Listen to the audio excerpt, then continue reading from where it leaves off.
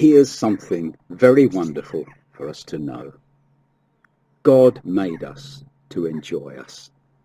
Isn't that an amazing thing? It's so easy for us modern day Westerners to think in terms of utility. We no longer embellish our buildings with columns and Corinthian capitals. Ceilings no longer have plaster grapes and pomegranates. We think utility. What does it do? If it doesn't do anything, then leave it out. But you know what? God isn't like that. He's not always working, if I may put it like that. He's not involved with chores 24/7. Well, of course he isn't. We all know that. This is not a new revelation at all. But just think for a moment about God enjoying us. Isn't that an amazing thought? My mind was set along this track when I read Luke chapter 13, verse 6 following. Jesus said that a certain man, God, had a fig tree planted in his vineyard, and he came seeking fruit thereon and found none.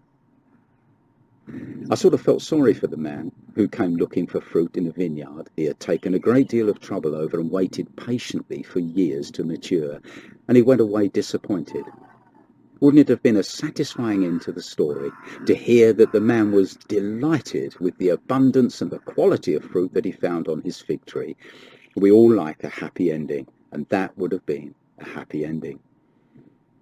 Without getting into the fact that the fig tree in the parable represented Israel, we can apply the principles of this story to ourselves, to the church. It's as though God says to himself, I think I'll go and see how my friend William is doing today. He always enjoys William's company because there's the fruit of joy, peace and kindness, and William's humble. God likes that very much. God is pleased to find that William has got company that day, and as it happens, they are also two of God's friends. Their fruit is slightly different from William's, maybe a little sharper, what we would call a tang. God likes that too. Now, I know this all sounds pretty childish, but the parable of Jesus was similar.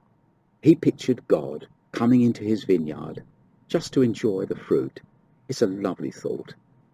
And inevitably, there are days when God finds the fruit small and screwed up, unpleasant. The tree has made lots of woody growth and little fruit. I think I need to prune this tree, he says. And the pruning isn't pleasant, but it's all for the good, you know.